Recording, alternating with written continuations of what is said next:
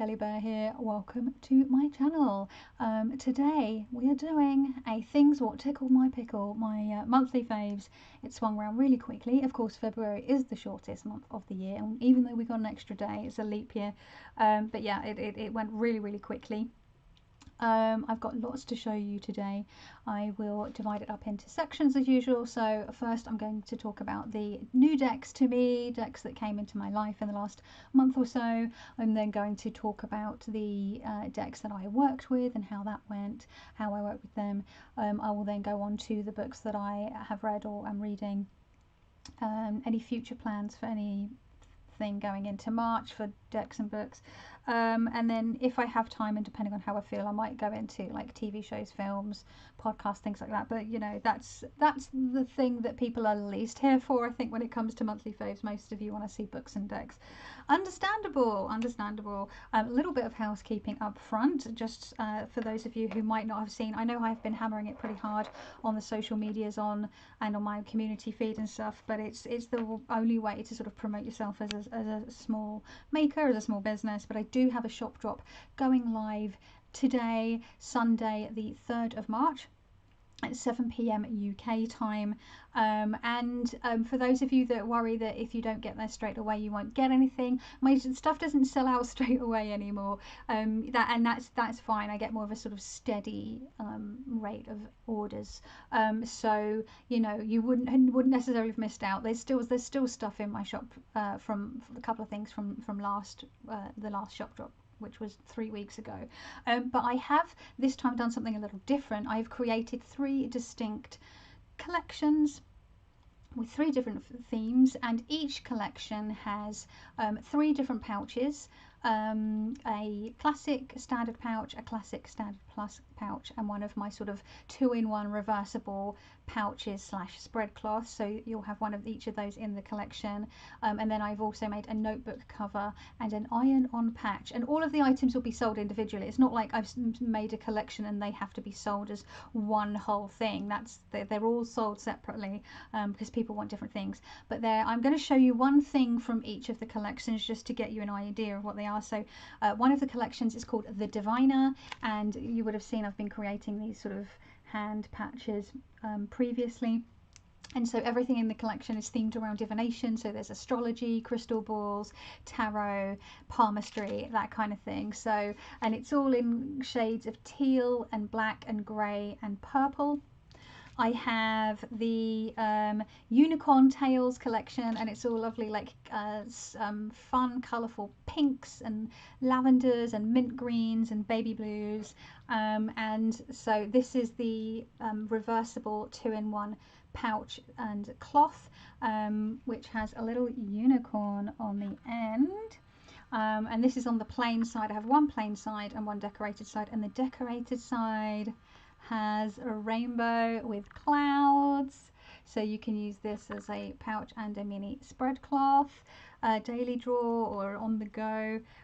So yeah, each collection will have one of those as well, all different. So you know, the Diviner one has one of these has stars and a crescent moon, and the stars are like glittery felt, and then I've embroidered like starbursts on it. If you want to see like a closer up look at all of the items from the collection, obviously you can go to my shop. I'll have the link down below, or if you're looking at this before the shop drop today, you can go to my Instagram, which will also be linked, or my community feed, because I've been sharing stuff on there. And then the third and final collection is my Mycelial Magic, and it's all sort of mushroomy, toadstool, fly agaric sort of themed.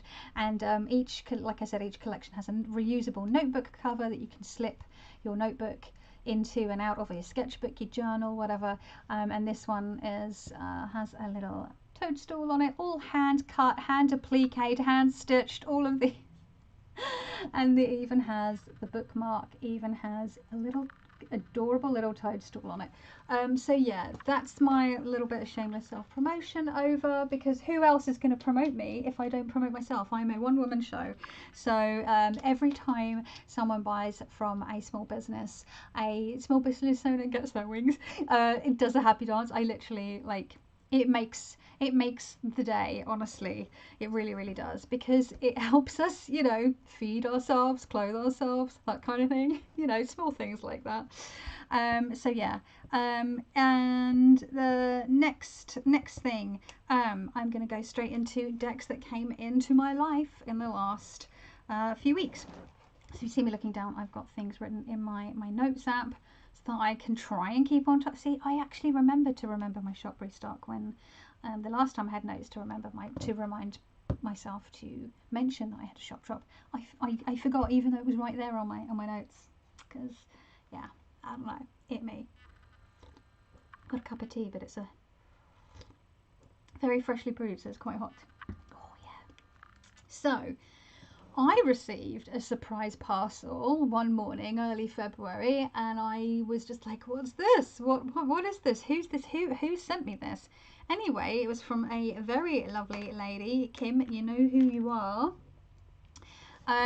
It was sort of a Christmas and or like birthday present package, and I was just like, "What?" I opened. Well, first of all, the mini traveller, the mini Sasaribito. Oh my goodness. I literally squealed. I was like, what? I couldn't believe what I was seeing. And it was funny because actually someone else, Imogen of Sapling Tarot, had messaged me saying, oh, by the way, there's this, I think, was it on Vinted or Depop? Vinted, right? Someone was selling their used copy of the Tiny Traveller, or the Sasaribito Tiny Traveller, and it was for a decent price actually, but I was like, oh, I don't know, I had already made some other purchases and I only had a little bit of Christmas and birthday money, so I passed on it, and I'm glad I did pass on it because I ended up getting this sent to me, you know, so thank you, Kim. I've already edged it. I edged it a couple of weeks ago in just a nice black, and yeah, it's the other cardstock, so it's got a texture to it. It's not like any sort of cardstock I've seen before. I don't think I own any other deck that has cardstock quite like it.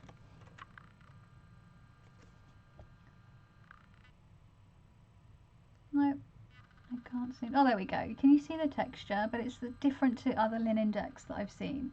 But you know, this deck I have loved since the moment I got, you know, the original sized, the original version in my hands.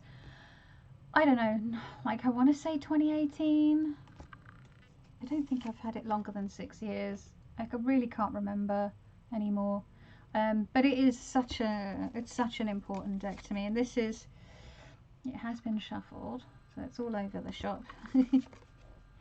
And I have yet to take it out anywhere, but it's got, now that I was keeping it by my desk to remember to show it, because if I don't keep things upstairs and I put them downstairs in the kitchen or in the hall or just somewhere else in the flat, I forget to show them, because object permanence is a problem for me. And you will see this when I show another deck, you'll see why. But yeah, it's every bit as lovely as the standard size one, but just make it small. So this will be going downstairs into my like sort of sideboard where I keep like my bags and my bits that I need when I go out of the house. I have a small selection of decks that I can grab from. This is going to be one of them. So that was one of them. There were other things.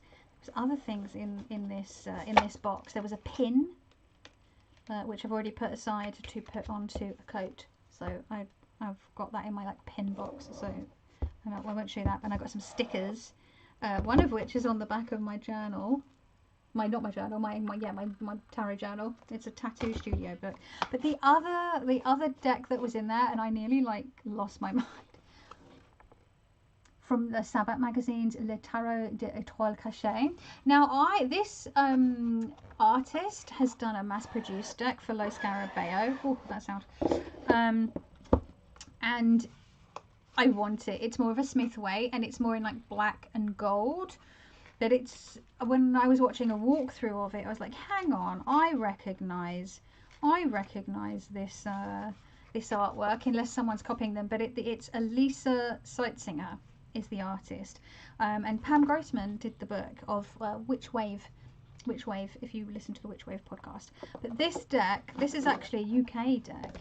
I've kept it in order. I haven't worked with it yet because I wanted to show it in this video, but the artwork is great. It does really clever thing of having a combination of really really old-fashioned classic Marseille feel with like modern elements.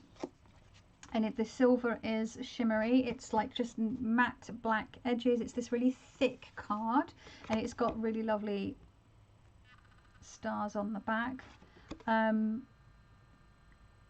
But can you see what I mean? It has this like weird nod to like medieval artwork, but then there'll be cards that have really modern elements. So like I think it's the Five of Pentacles is one that comes to mind, where it's all watch faces. Let me see if I can find. It's hard to flip through because the cardstock is chunky. I don't know how I'm going to shuffle this one. I think it's going to be even harder to learn to shuffle. Oh, it's the three of Pentacles, or Three of Coins. Harder to shuffle than my La Corte de Tarocchi, which is long and thin and very weird thick cardstock. Almost feels like thick watercolor paper. But yeah, can you see there's like, it's the Three of Coins, but it's watch faces, and they're modern watch faces.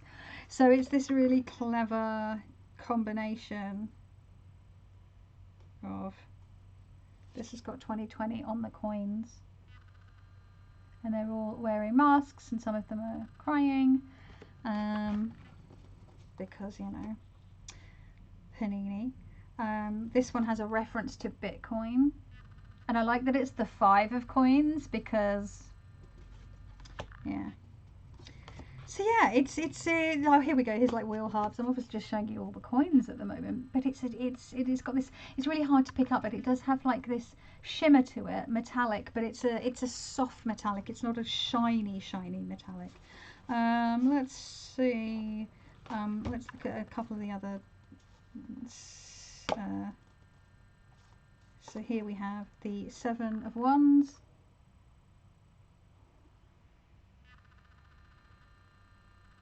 We've got like loud hailers either side there with like spit and fire, which feels very relevant at the moment with all the protests going on.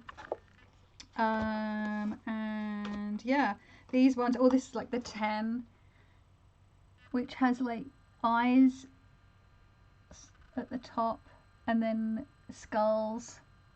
But do you see what I mean? They look like that sort of Victorian grave skulls, winged skulls, but the style is a bit more modern. I don't know, I just really like it, and I'm actually super excited to be able to work with it. But now I really want the sort of Smith Waite mass market version, like for a deck as well from the same artist, because I'm just like in love with her art style. It's great. So there's that. So thank you so much, Kim. You are like too generous. I do not deserve such generosity, honestly. I was like, what have I done to deserve these beautiful gifts? Like, just too much. Anyway, so next decks that came into my life, I won Brian Cormack Carr's 5Ws prize draw. Anyone that did a VR to that was put into the draw to win some decks, and I came second place. So I believe Lainey came first, and there was a choice of 2 decks, and she picked, it was it something Creators or Tarot? I can't remember. And I was thinking that's the one she would pick, and I was also kind of hoping that was the one she was picked, because I had my eyes on the Autonomic Tarot. Now towards the end of last year, the full version, like a 78 card version, has finally been created and released by Rough Trade Publishing, Rough Trade Books. And so I was very excited to see that. The full-size version, I think it's a larger sized card, which means it makes it a bit more collectible if you've already got like the majors only. But it's a really fun deck, and I know a couple of people that have the full-size version and are really enjoying it. So I was like, well, let's have a little play with the majors only, and then if I am feeling it, then I can just pick up the full-size version, because it's UK based and it's actually a really reasonable price. I think it's about £28 or £29, which is like you know, how many indie decks do you get for that price these days? But it's really fun and out there. The backs are wild, like it's really trippy. So it's not quite so shining on it. I mean, the light, I've had to keep the curtain up because it keeps vacillating between super dark and cloudy and it's raining and like overly bright sunlight. So, but yeah, I've put them all back into order. You also get just a couple of the minors, or I've got a few of the minor arcana as well.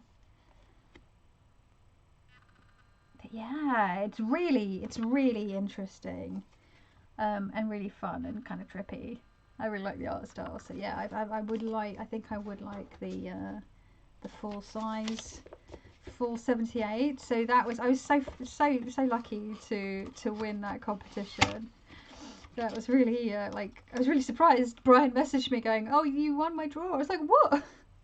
And then he also put a couple of other things in.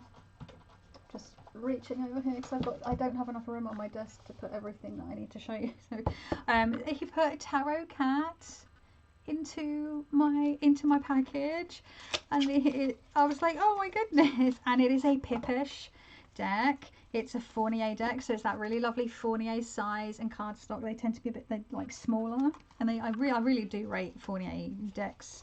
There's just something that they just feel nice.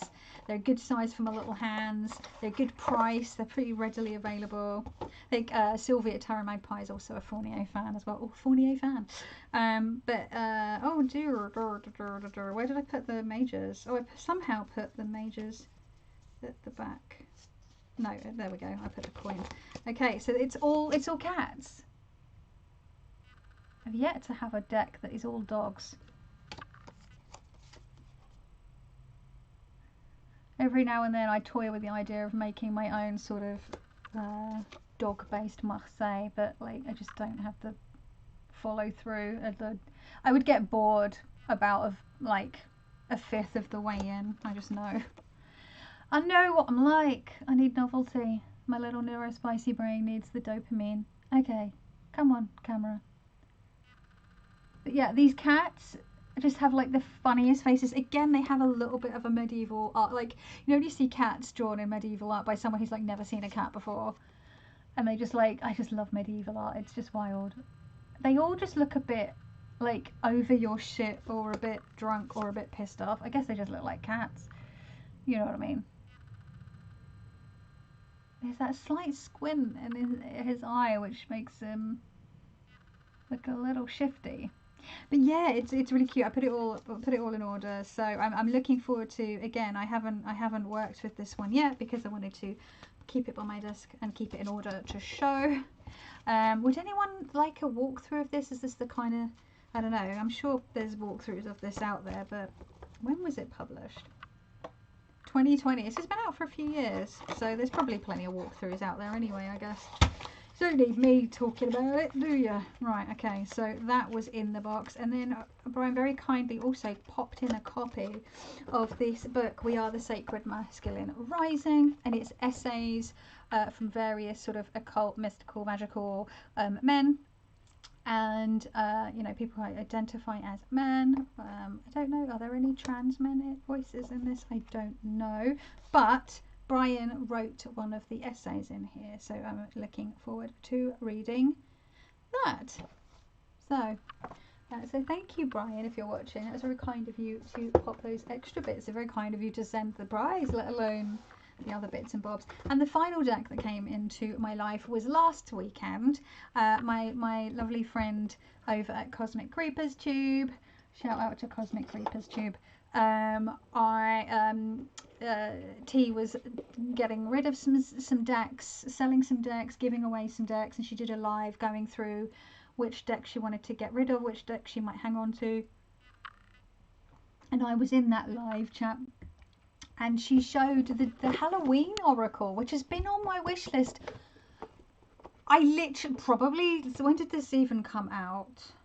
2014, so probably since I saw it in about 2014, 2015, around the time it came out. Have I ever bought it? No, because it's just one of those decks. We all have those decks, right, that we've wanted for ages, but it's mass market and you're like, it'll be there forever. And because it's got like, it's themed, you know, I'm like, oh, maybe I'll pick it up around Halloween, even though I'm like to be spooky all year round. Hello, hello. Yes, Elvira. Yes, we've got skulls. Yes. She was like, oh, I'll just send it to you. And she sent it to me. Oh my God, I forgot. She sent this little spider toy in with it as well.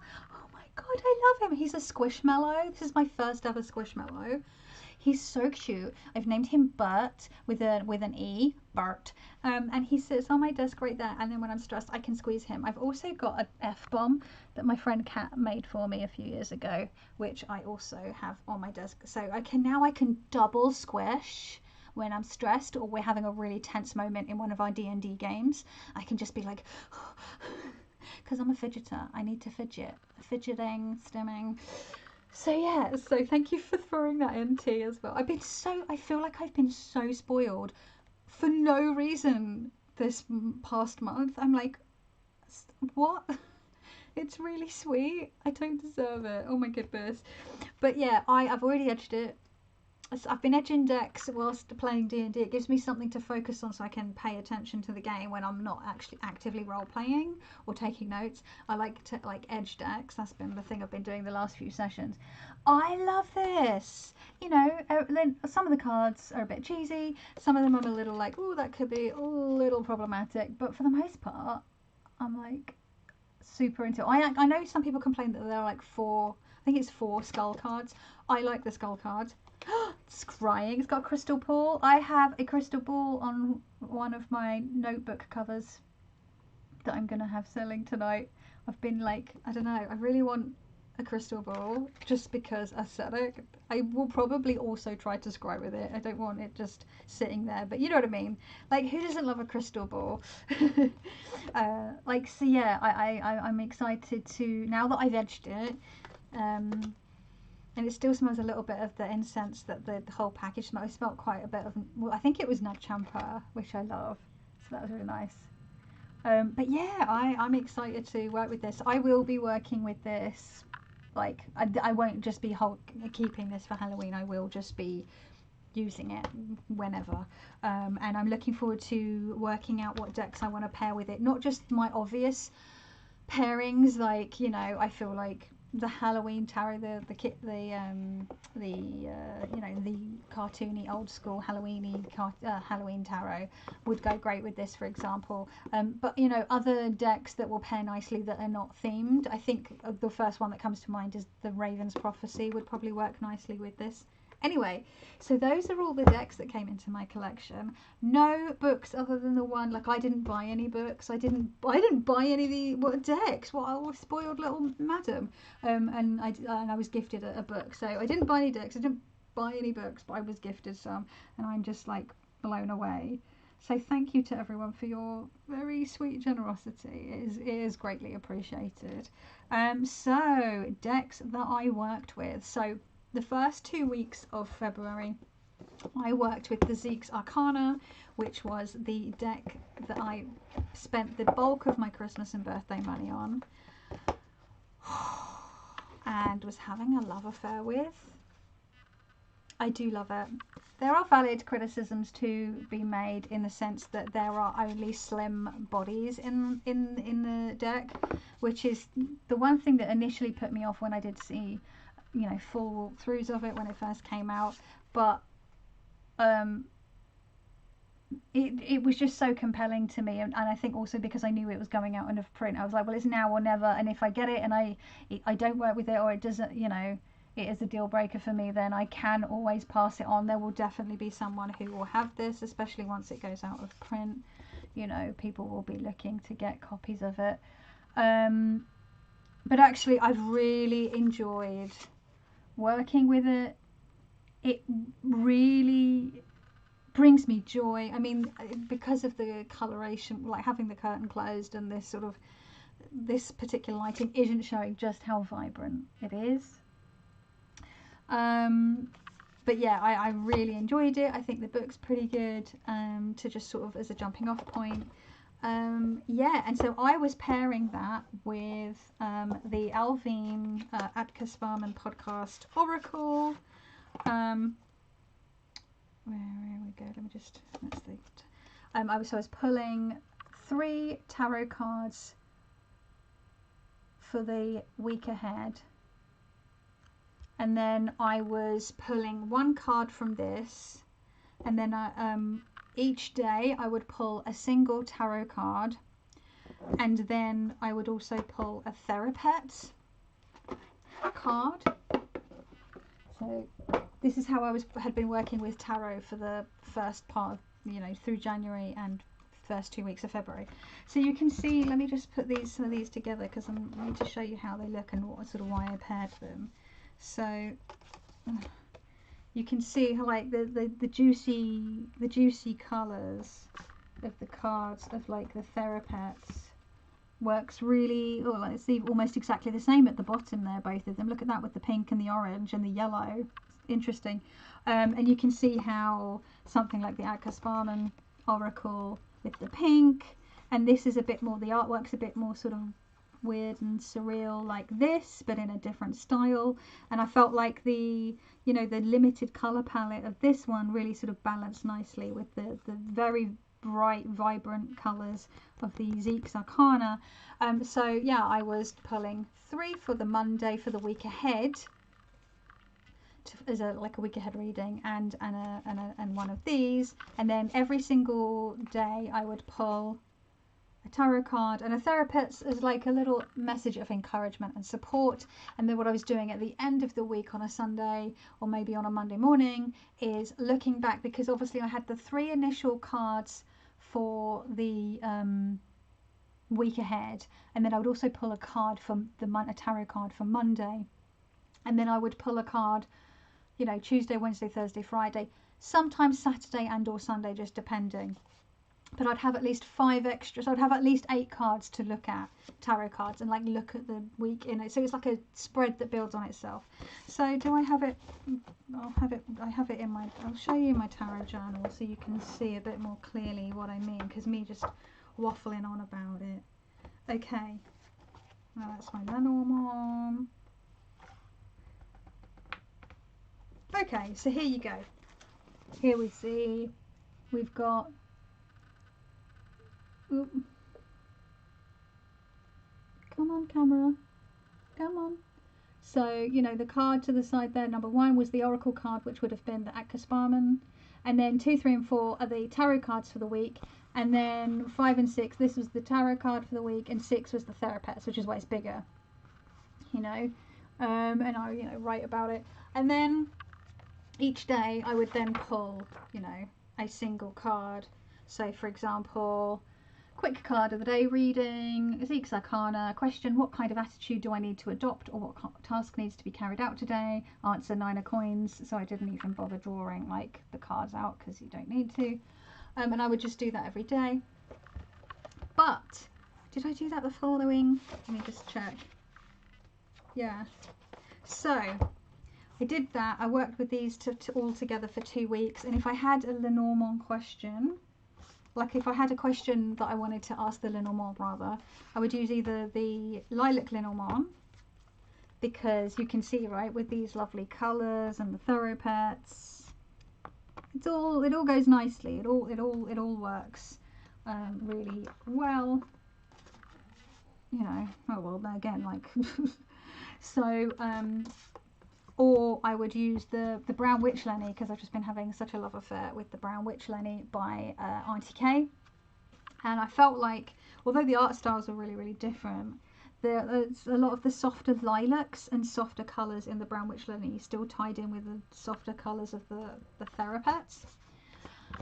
So that was how I was working, and then so I changed the way that I was working with tarot, sort of switched up again, because I was getting kind of burnt out doing daily tarot draws. I was finding, because tarot can be very down to earth, and I do tend to read tarot quite sort of nuts and bolts when it comes to Marseille and Pip decks, but I've been using Smith Waite because I've been wanting that sort of expansive, spiritual, more kind of like esoteric vibes for my daily readings. But actually, it's becoming a bit much. I'm like, do I need to be like analyzing this much every single morning when I wake up? Like, I need to like give myself a chance to ease into the day a bit more. And so I switched it up. Let me just pop these all out of the way because I'm making a mess and I'm going to start dropping things on the floor. And that's how you end up wheeling your chair over cards. Ask me how I know. We've all been there, right? Let me just get these out of the way. I'll put them on the floor. Apologies, many apologies. Oh, I should edit all this out, will I? Probably not. Too much effort in it. Faff. Right, so I changed it up. I was like, well, I've been really enjoying Lenormand. I've been sort of having a bit of a Lenormand love affair on and off the last few months again. I go through phases with Lenormand. Sometimes I won't touch it for ages, and then I'll use it a little bit sporadically, and then I'll be like, I really like this, and then I just go ham.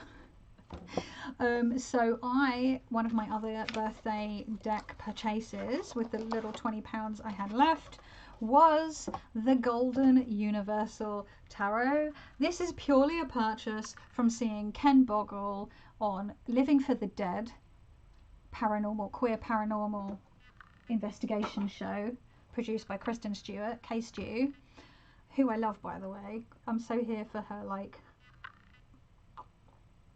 yeah, out and proud, like unapologetically queerness. It's been fun to see. But yeah, Ken Boggle has this. He's a psychic and a tarot reader in the show. It's like a real. It's the only like reality TV show I've watched in years, and the only reality TV shows I've ever really watched, if you can call them that, is paranormal shows. I'm really don't do like reality TV. But yeah, his copy is really beautifully worn.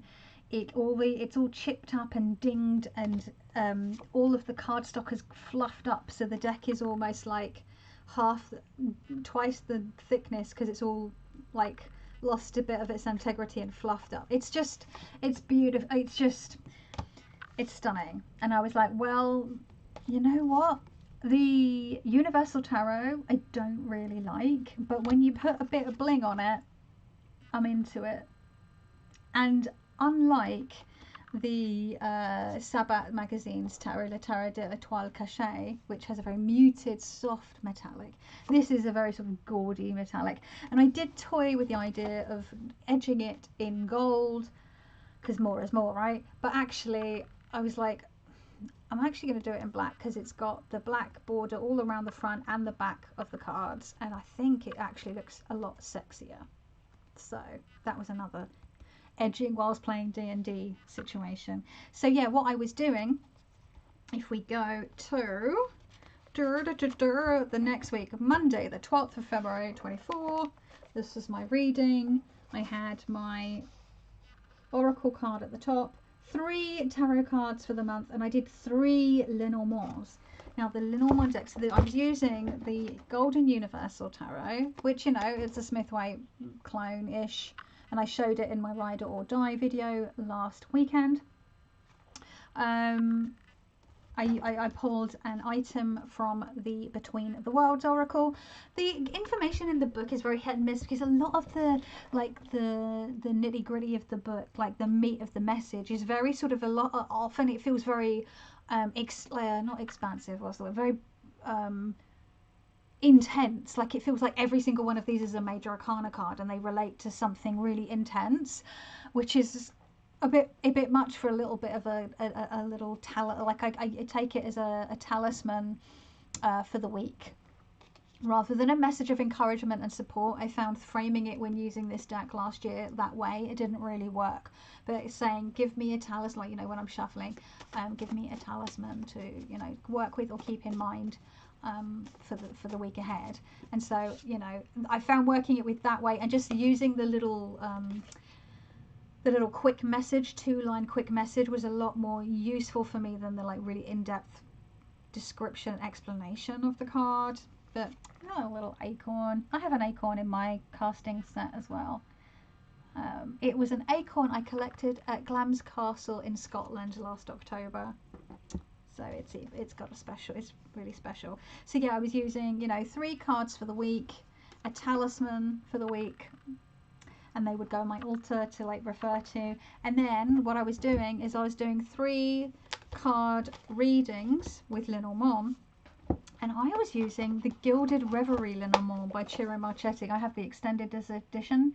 My spouse bought me this as a, I want to say, was it birthday or, yeah, birthday present. Yeah, I got it last month. And I kind of love it. The book's pretty good as well, actually. It's kind of cheesy. But can you see why these two go together? First of all, it's and the god and the and then this is kind of quite neutral, and it brings in those sort of neutral tones. So yeah, I was then reading 3 cards as a daily reading with Lenormand, asking a question for the day.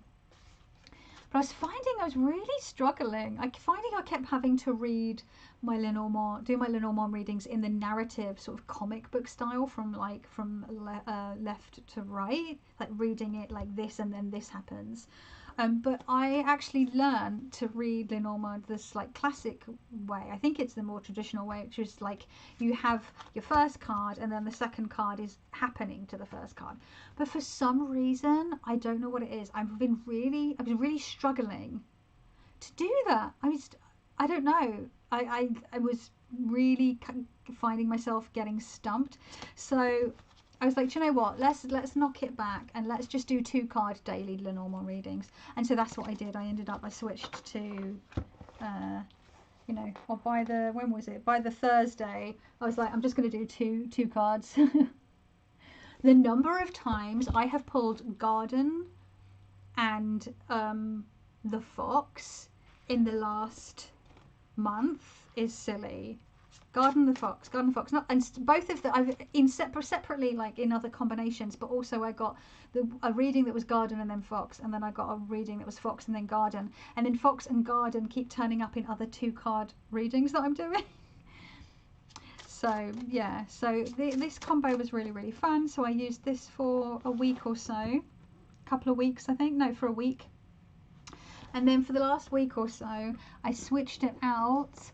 And this is where that object permanence comes into play, because I did Rider or Die, and that was by no means all of my Rider Waite Smith based decks or clones, which I did say in the video, I think.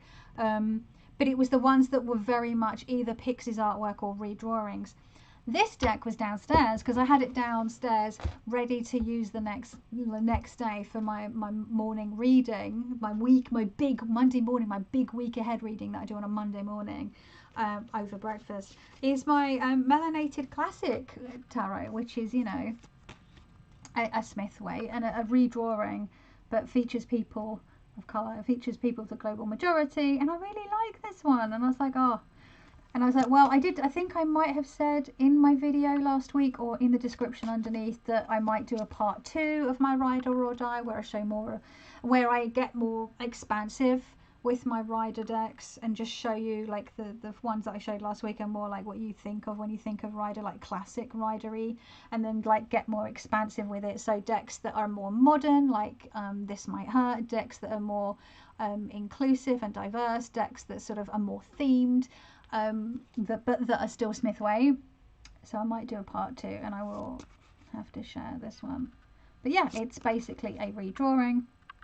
I've been using this one, and I was using it in the same way that I used the decks the previous week. So I did 3 tarot cards and an item card from the this. I got the Beaver's Tooth for this week from this Oracle deck, the Between the Worlds Oracle deck, which felt very apt because I really had to put pedal to the metal this week. I had one less day to work because it was my spouse's birthday on Wednesday, and we were having the day off to be able to enjoy, you know, birthday fun. And it meant that I had even less time to get prepped, do all my work that I needed to do. So beavering away really was, that was a good card to get. It's sitting there on my altar still. And so I was I was combining this with this because this is fairly neutral, and then every day I was also then pulling 2 cards again from the, you know, the Brown Witch Lenny. And I've got a walkthrough of this deck from a couple of weeks ago. I love it. I love him so much. I think he's my favourite character in the whole deck. I just want to just sit in his garden, drink tea and chat with him. I love him. Look at his stripy tights. So yeah, I've been, and this actually, this one that I have in my hands with right now, is the linen cardstock official version. It came through, when was it? Monday, I think, Monday. So I've had it 7 days now, and I was like, I'm just going to keep working with the prototype that I have, but I was like, no, hang on, let's just try. So you know, the cardstock is lovely. I love both of them. I think what will be. I think what I will do is this nicer linen cardstock version is the one that I will keep at home. I'm just going to keep it next to my altar because this is like, yeah. I just want to be able to grab it all the time. It's one of those, it's become one of those go-to decks for me when it comes to Lenormand. That and the, where are you? Where have you hidden? I was down there. That and the lilac Lenormand, depending on my mood. Oh, that's the wrong way around. Sorry, just putting that card back. And the original version I have, the prototype version, will be the version that I put downstairs with my, like, all my to-go stuff. So it'll be the deck that I take out and about if I want to do Lenormand readings when I'm out and about. That'll happen more come sort of spring, summer, when I start going out and socialising more, because you can sit outside and enjoy not too much sunshine, not too much hot weather. You know, I do like a shady spot, a shady tree, you know, but it's when people get out and have picnics and go meet up for coffee and sit outside and you know, enjoy the outsideness of everything. My tummy's grumbling. Anyway, so yeah, those have been really fun combinations. I also had a little bit of a play with the Inner Eye Oracle by Stephen Bright.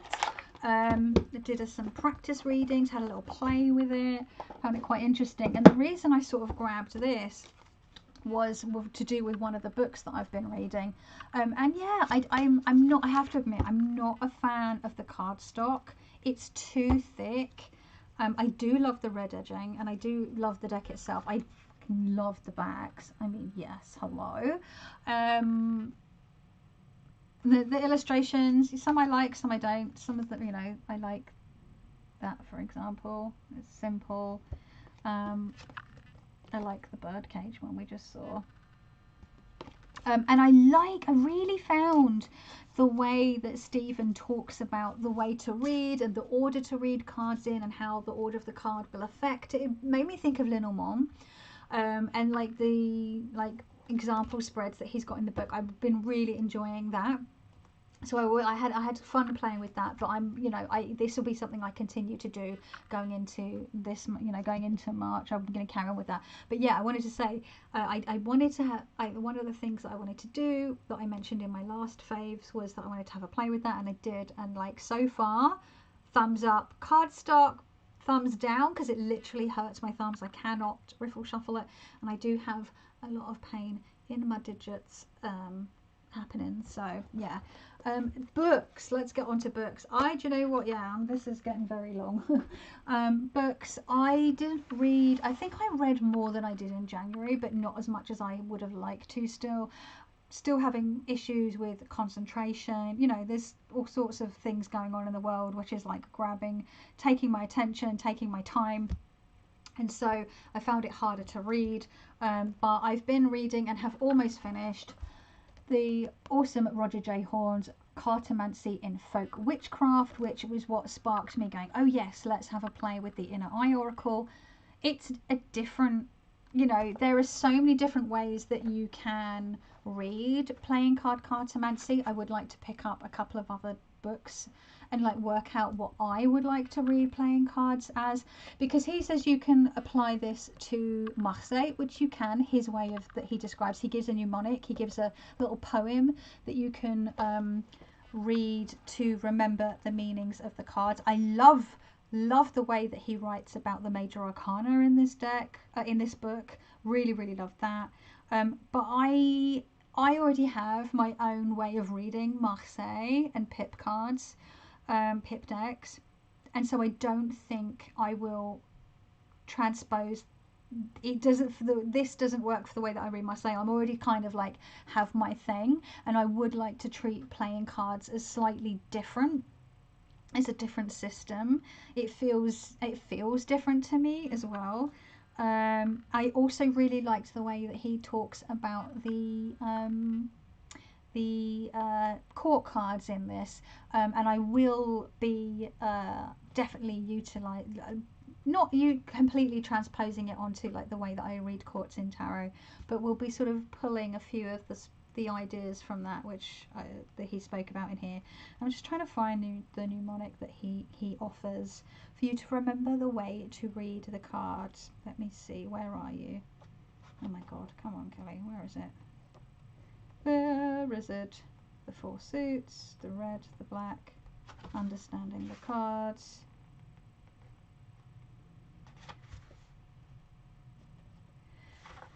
The Devil's Picture Book, a cartomantic mnemonic. 52 the pages count in the Devil's Picture Book. 13 signs within 4 suits of blood, knife, stone and crook. And then I'll just read one for one of the suits.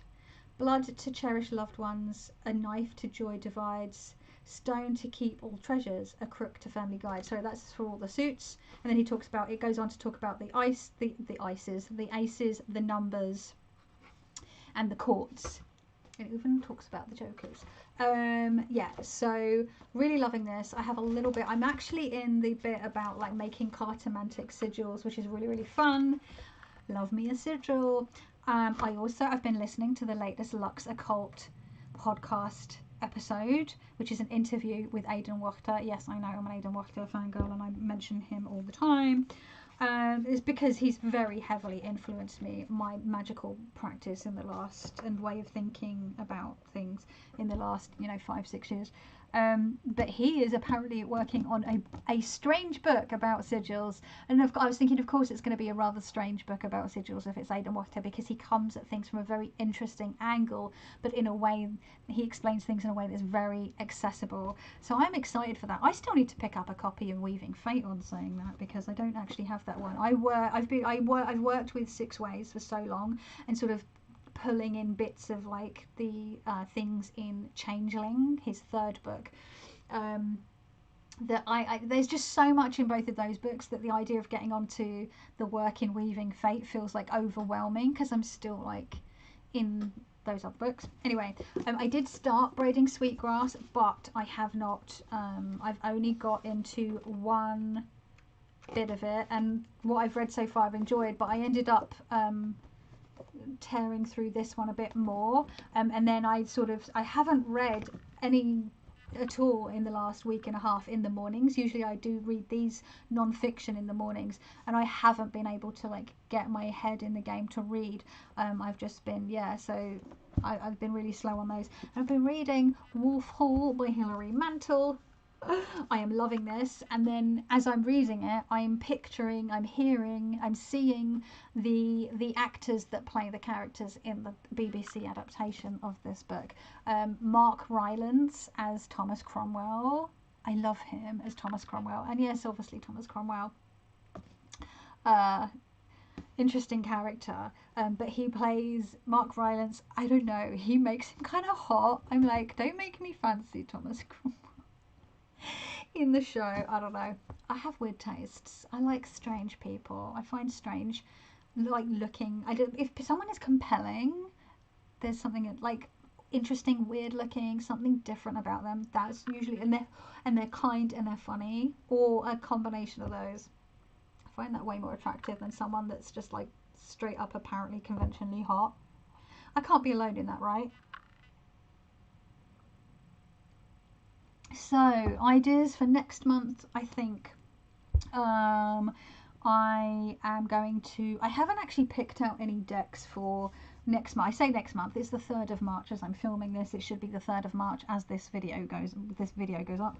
But I hadn't decided what decks I'm going to be working with for, you know, from Monday, the week of Monday the 4th, which is tomorrow. I might carry on. I'm probably going to carry on with the Melanated Classic Tarot and my Brown Witch Lenny. I might just stick to this combo because I'm enjoying it, and I'm enjoying the Between the Worlds Oracle. So I'll probably just stick with that and maybe mix it up from the week after. Books wise, I just want to finish these because I'm not even halfway through Wolf Hall. I read these in the evening, but I read about 4 pages and then fall asleep in bed.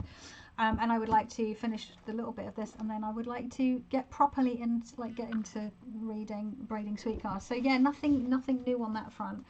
I don't really have any plans to buy any decks or books in this month.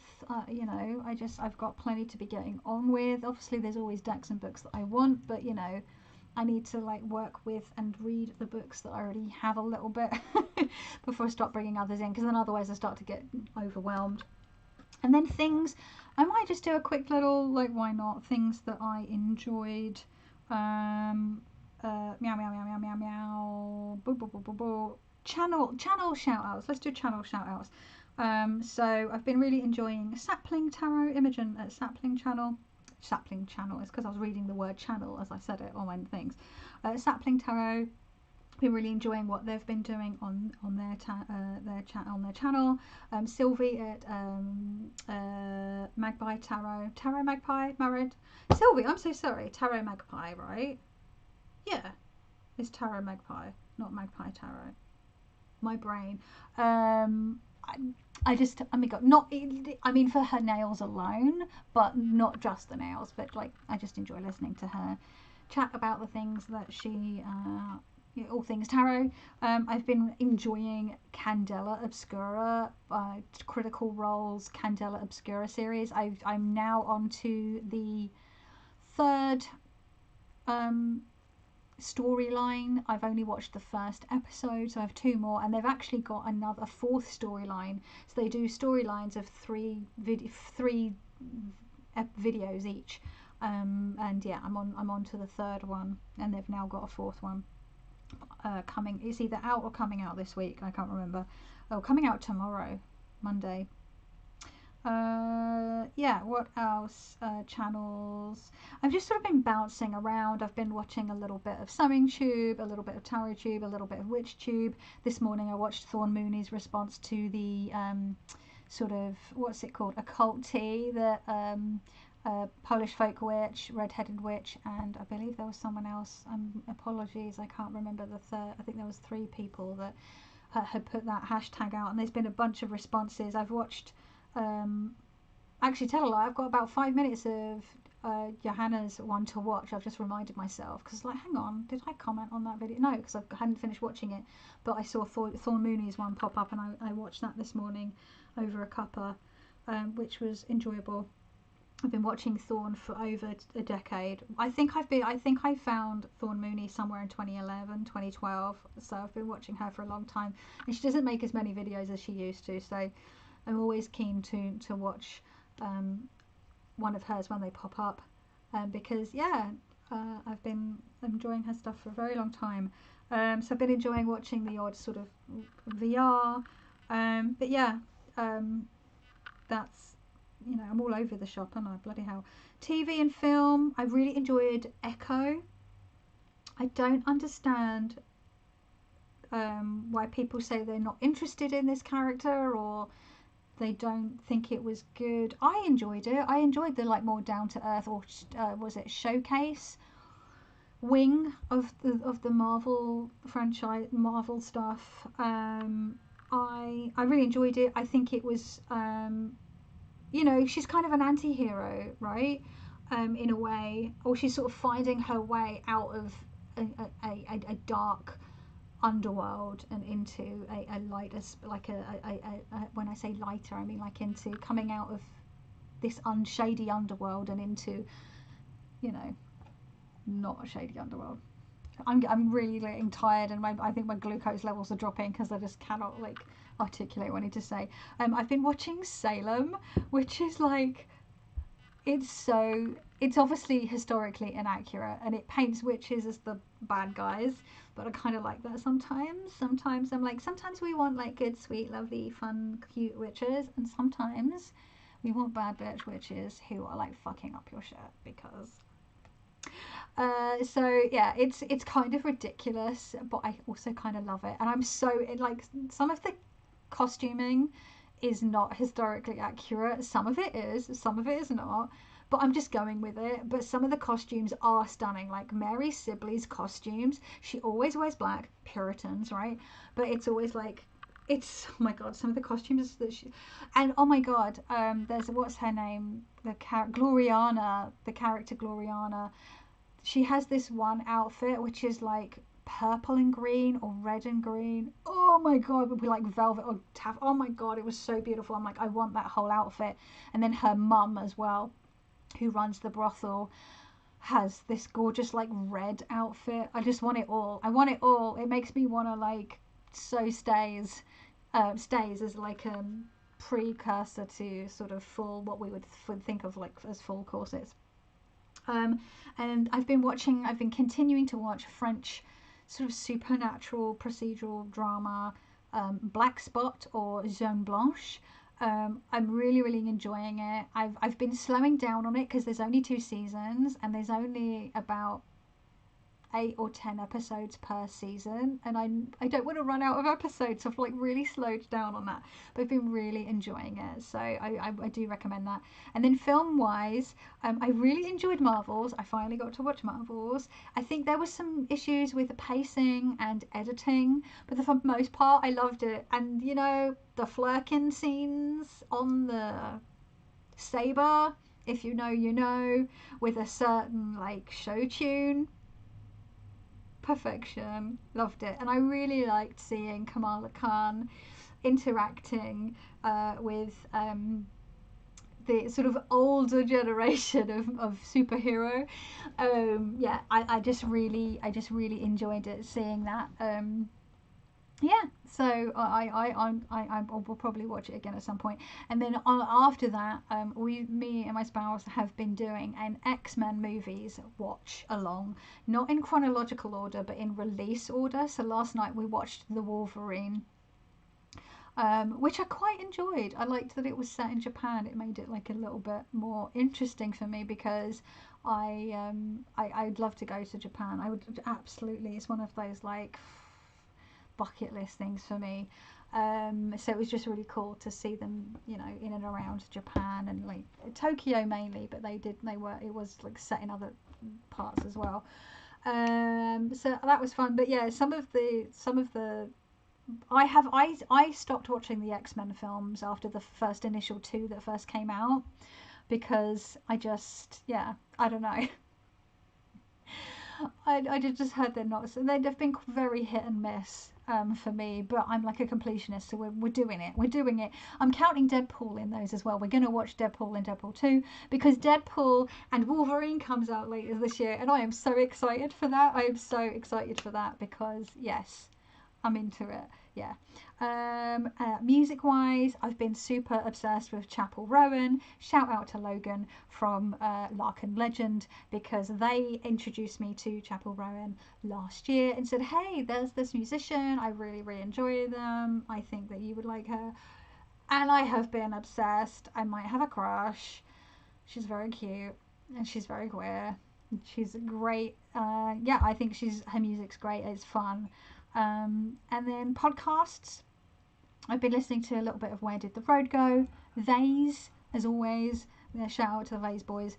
I particularly enjoyed their latest episode, which was an interview with A.P. Strange, who is a fun and interesting guy that I've been following on Twitter for quite a long time. Nonsense Bazaar. as always. And I got into an audio drama called the Sheridan Tapes.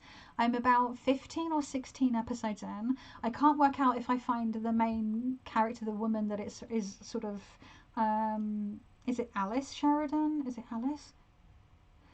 Is She's kind of annoying and self-centered, but I really like the detective that's involved in it. So and it's really spooky. It gives me a little bit of the Black Tapes vibes, which I never finished. I think I had like a handful of episodes to finish, and because I left such a chunk of time and I couldn't remember what was happening, I felt like picking it up would just confuse me. But I should probably finish the Black Tapes. And then yeah, like those are the main sort of like media, you know, podcasts and books and films, music that I've been consuming. Yes, so I'm going to leave it at that because it's a good solid hour, and that's a good long whack. And I really need to eat soon. Gonna eat something because I feel like I've got a bit of a headache coming on. But yes, what did you like the most? Which deck do you like the most that I shared? Have you read have you read Wolf Hall? I know loads of you have read just Braiding Sweetgrass, because lots of people were super excited for me to read this. I'm like, I just felt like I needed to give this book the attention it deserves. I don't want to just like blearily eyed read it in a morning and not like absorb it, whereas this was a bit easier for me to take in. I'm just really struggling with concentration. I'm hoping I'll be able to sort of get my arse into gear, and if I can't read this in mornings, maybe sort of a little bit maybe during lunch breaks or at the weekends when I can set aside an hour or two to just try and sit and read, if I can, or at least half an hour to sit and read. So it might take me a while to read this, but I want to pay attention. It was like when I was reading Women That Run with the Wolves. I had to read that in bits because I wanted to. Also, I felt like there was so much in that book that I wanted to absorb what I had just read, and just tearing through it wasn't the way that I could read it. And I feel like this is going to be one of those. Like, I want to read a bit, sit with it, absorb it, think about it, write about it, journal about it, whatever, and give it the attention that it deserves. What else? Yes, all of that. Let me know. What are you reading? What decks did you use in February? What decks are you planning to use in March? Let me know. I'm always interested. I love chatting with you folks. I am aware that I do need to reply to a bunch of comments. I have just been balls to the wall with work that I have just like by the time I sit down and I have free time, my brain is dribbling out of my ears, hence why I'm really struggling to read. And I'm just like, yeah, let's watch an X-Men film, because that's like the level of like concentration that I have. So that, yeah. But yeah, thank you so much for watching and or listening to me. I always appreciate you taking time out of your day. As Lux Estrata says in the Lux Occult podcast intro, that you know, life is the only zero-sum game that we play. And yeah, thank you for spending your limited time on this planet listening to me waffle on about things what tickled my pickle. I hope that wherever you are safe and you are well, and I will see you in the next one. Ciao.